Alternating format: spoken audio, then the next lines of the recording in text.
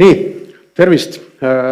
Mina Lauri Kirs ja räägime ilmselgelt sellisel teemal, mida teil vähemalt sel aastal pole rohkem kavas olnud.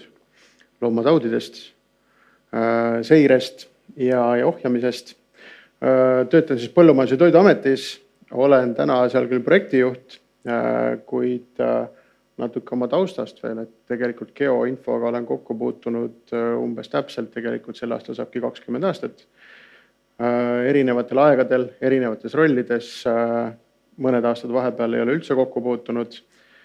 Aga kuna nüüd eelmisel aastal 2025 tuli lahvatas uuesti meil sigade Aafrika katku laine Eestis, siis leiti ametist üks mees, kes on natukene kokku puutunud ja siis hakkas jubedalt abistama ja nüüd me siis liigume edasi erinevate võimaluste projektidega, et oma loomataude paremini seirata ja ohjata ja tulevik oleks meil natukene ohutum. Alustan kohe loomataudidest kõigepealt.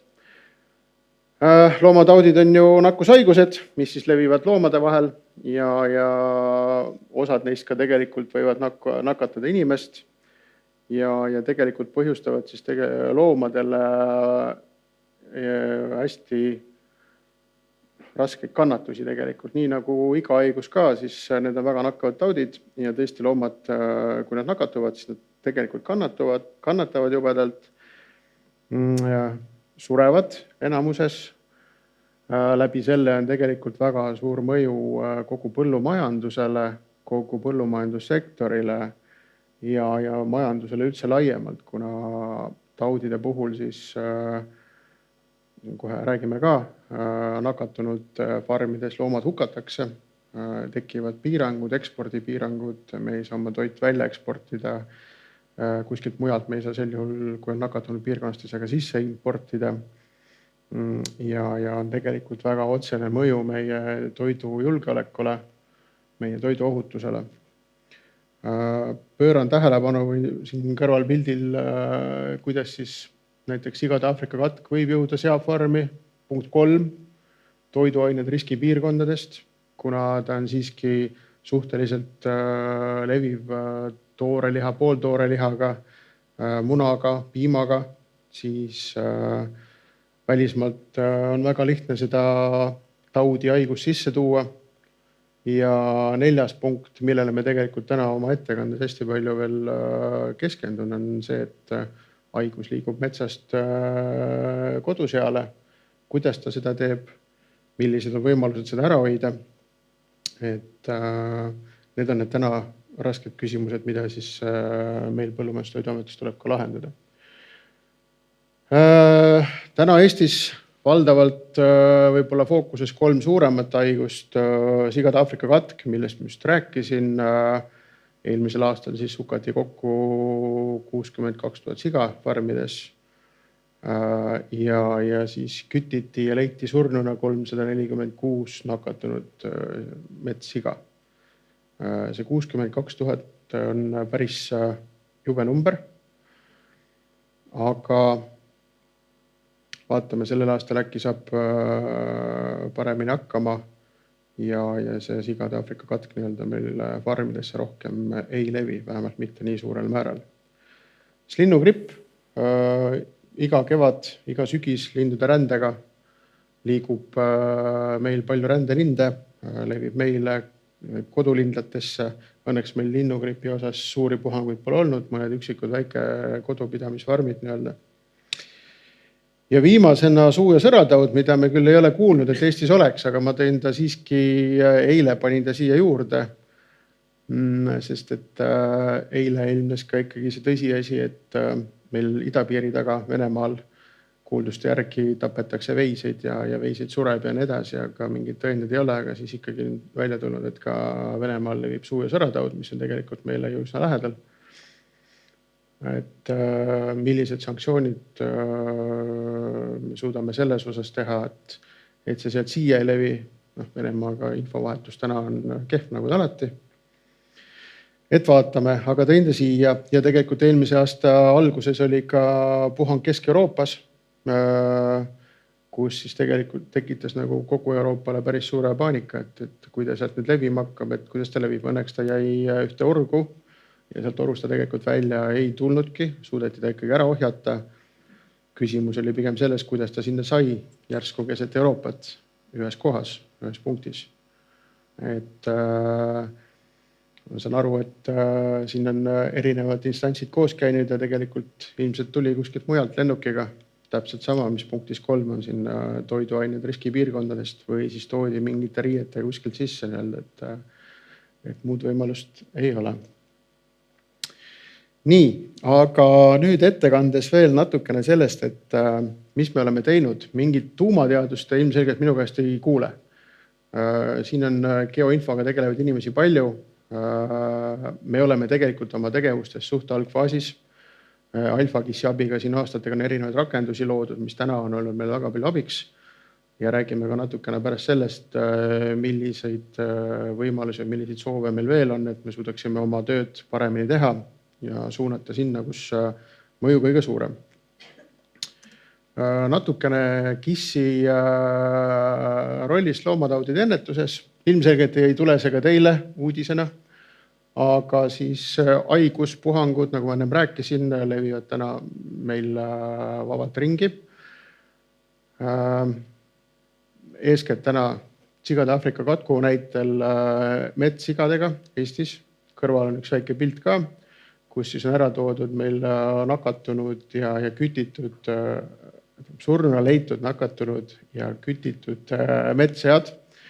Annab meil tegelikult võimaluse siis iga leitud isend siduda siis mingi viiruse kandjaga, mis annab siis meile tegelikult otsuste ja ennetuse tegemiseks konkreetse pildi, kuidas, kus viirus looduses levib ja millised saavad olema tulevikus levides riskid farmidele ja kui kiiresti ta levib.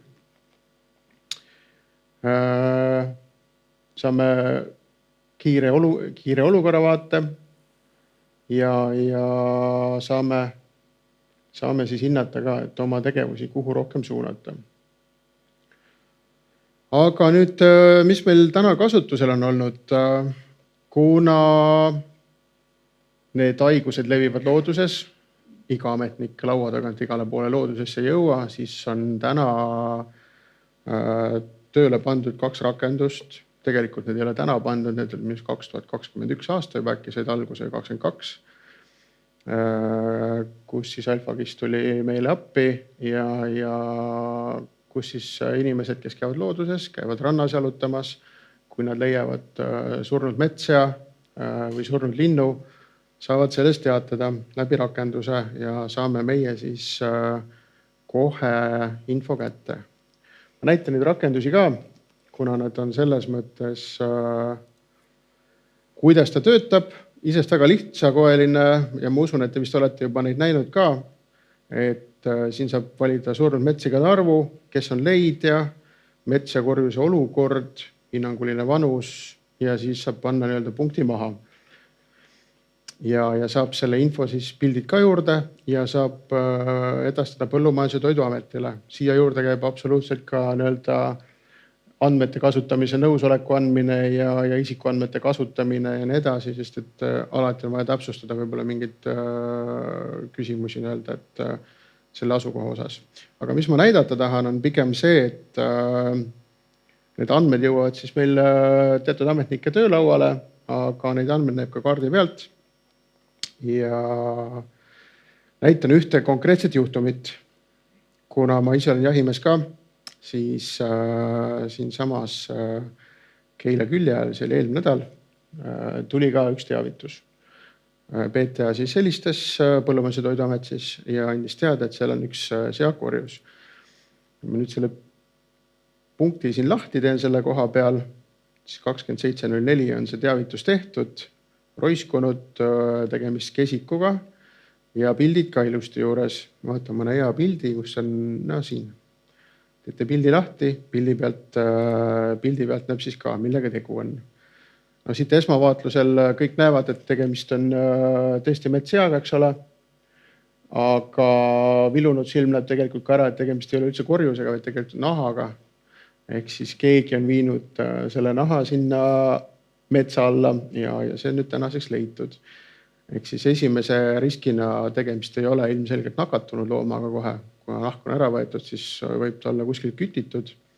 Kuna ma ise haldan seda jahipiirkonda, siis see küsimus tekib alati, see on viimase aasta jooksul teine täpselt sama koha peal, teine seanahk, et keegi peab meile tooma, sest me ise ei ole seda küttinud. Et keegi nii-öelda toob, et selles mõttes on see väike ja hea indikatsioon ka jahimeestele koostöös Põllumajandus- ja Toiduametiga, et aru saada, kes siis toimetab, kus toimetab ja silma peal hoida. Sest et nüüd me ka, nii kui me seal liigume, siis vaatame, mis autod liiguvad, kuidas ja nii edasi. Et see tegelikult selliste rakenduste kasutamine, tal on väga suur ja lai mõju üldse kogu looduskeskkonnale. Nii, aga siia ma rohkem kinni ei jää. See oli siis sigadest. Nii, ja kus mul see pilt on? Kohe lähme tagasi PowerPointi. Vaatame linde ka. Põhimõtteliselt on sama teema. Midagi eriskummalist teavitamine käib samamoodi, ma võib-olla siia kinni ei jää, aga mõned pildid jälle juurde. Et lindudest teavitatakse tõesti palju, eriti randades on näha, kuidas teavitused on eeskätt just rannapiirkonnas levinud, ümber Hiiumaa, ümber Saaremaa, ja Tallinna ümbrus on eriti tihe. Aga kui ma nüüd vaatan, kas see oli äkki see, ma enne vaatasin, jaa, siin. Keegi on leidnud oma aiast surnud rähni. Sellest on ka teavitatud. Et mis ei tee üldse paha, rähmist minu meelest ei olnud esimene riskilind ka tegelikult, kellega linnugripp levib, küll aga kõiksugu muud värvulised. Aga ühesõnaga selline pilt. Ja miks ma neid näitan? See on elu, peate harjuma. Et selles mõttes tundub, et kole, aga sellega peab harjuma, see on päris elu.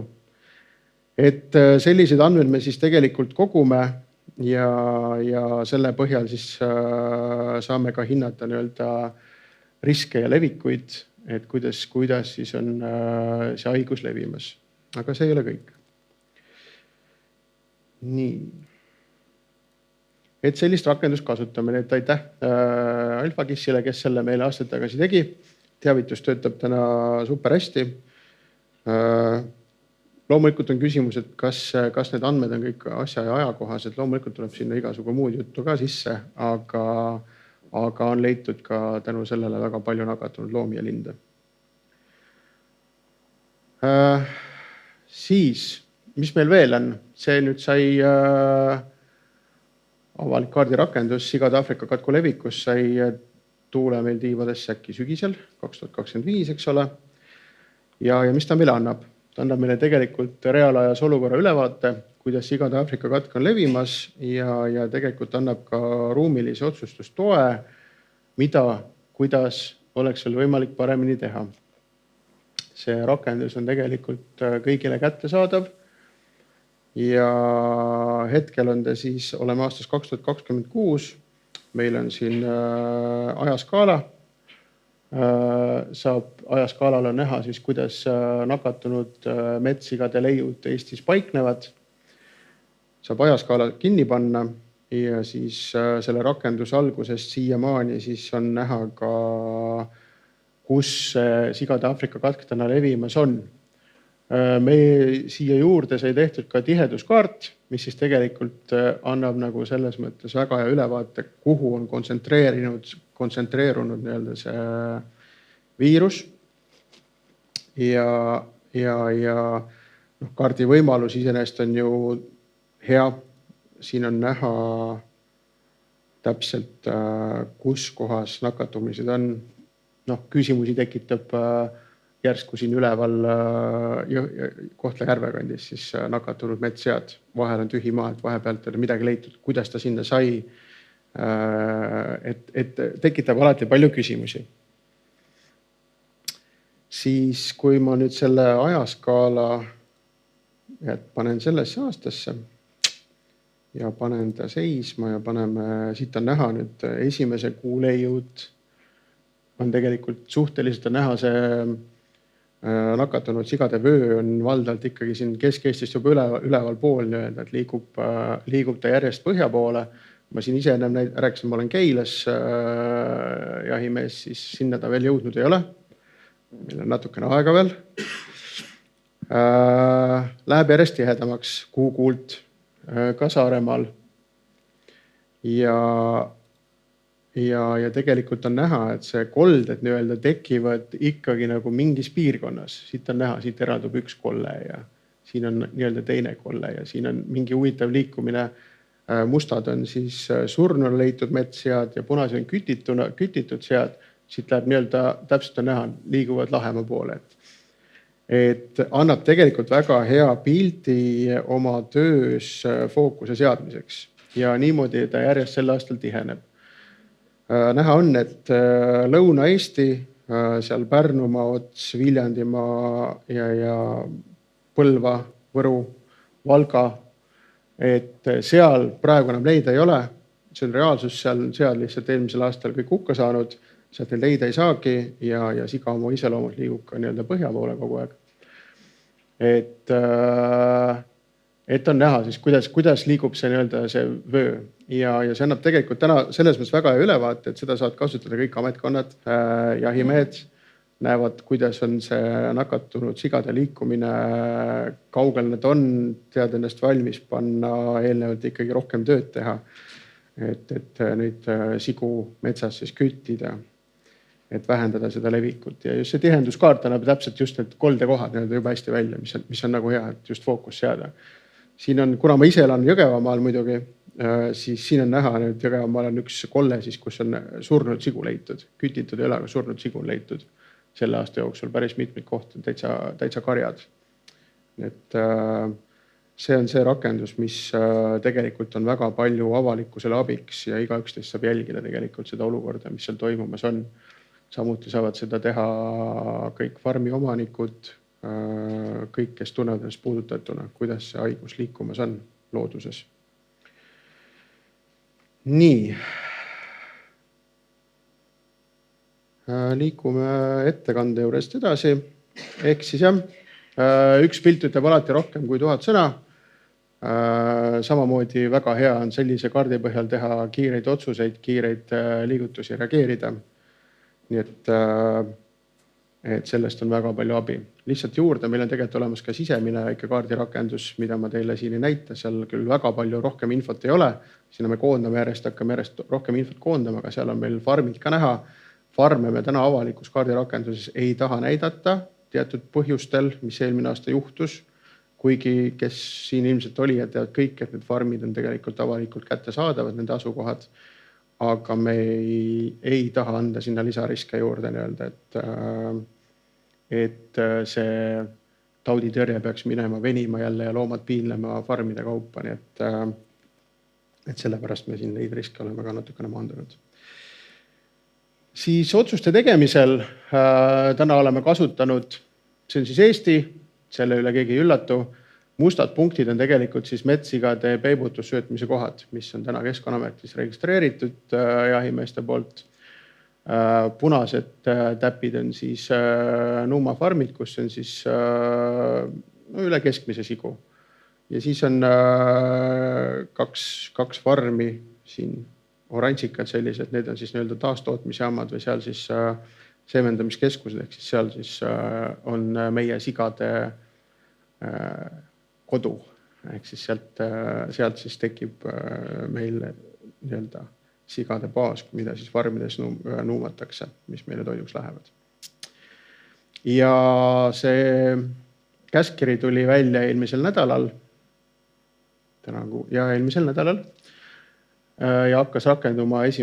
maist, kus siis tegelikult siin on need punased ringid ja oranžid ringid, kus sees siis tegelikult, kuhu jäävad ka umbes täpselt, mis meil annabki võimaluse, jäi 103 lisas nii-öelda peibutussöötmiskohta.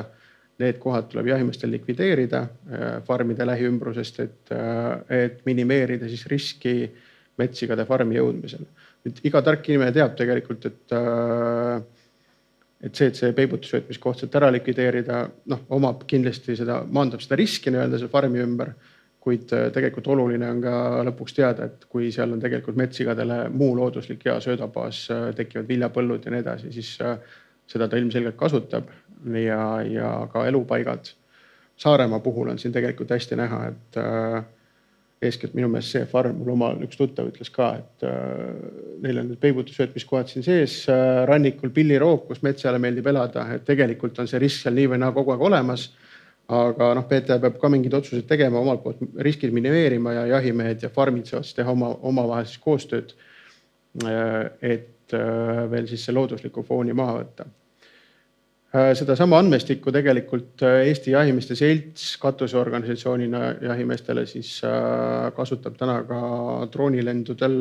Meil on riigis reservfondist Eestimaa peale soetatud 3 drooni, mitte 3, mis on 10. Neist hetkel vist on Eesti Jahimeeste Seltsi kasutuses 3 tükki ja eelmisel nädalal just need samad andmed saatsin neile ka shapefile'idena, et kasutada siis droonilendudes ja saada siis täpsemalt need söötade ja muud asukohad, et oma seiret siis paremini läbi viia. Andmevahetus, löö või maha, aga shapefile'e tahavad kõik saada.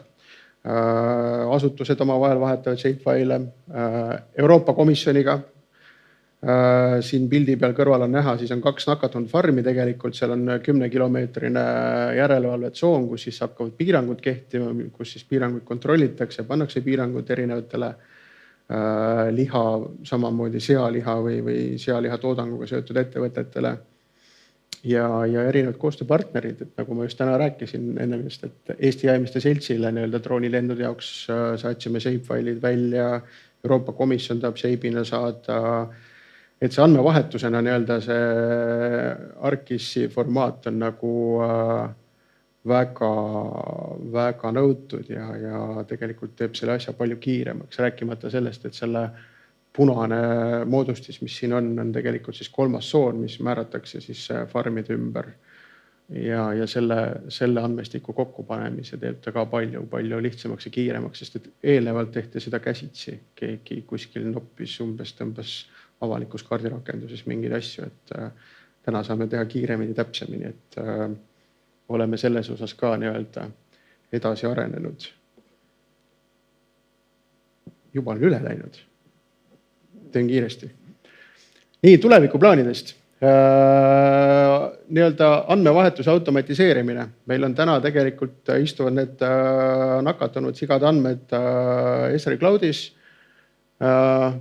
Meil on täna kosilasi, kes tahavad neid andmeid saada ja tegelikult on väga õiglane, et me seda jagame, sest et mida rohkem on infot väljaspool nähtav ja erinevates rakendustes, siis seda kiiremini saame oma taudi ennetatud, reaalaja seire arendamine ja ka kogu GIS-i roll kriisi juhtimises.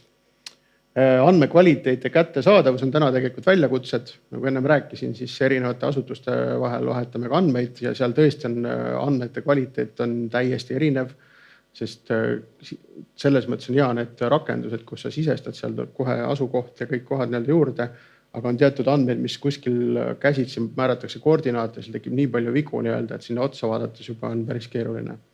Siis teine on kindlasti privaatsus ja andmekaitse. Ja tehnilised ja organisatsioonilised takistused. Organisatsioonis täna tunneme ka seda, et meil hästi palju reforme, nii nagu avalikus halduses ikka ja tekivad töökohad ja kaovad ja siis rollid on segased ja nii edasi, et tegelikult selle geoinformaatika rakendamine on ju pidev töö ja peab olema järjepidev, et siis on tast järjest rohkem kasu, et sellised teemad. Ja arendame hetkel ka on AlphaGIS-iga käimas selline teema, et vaatame, kas me saame ka farmidele teavituse tööle, et kui farmi lähedale tekib nakatunud mets ja leid, siis läheb farmile teavitus, et nendel on nüüd risk suurem. Selles raadios on sükene leid leitud ja viirus on nende lähedal. Aga tänan, et ära kuulasite.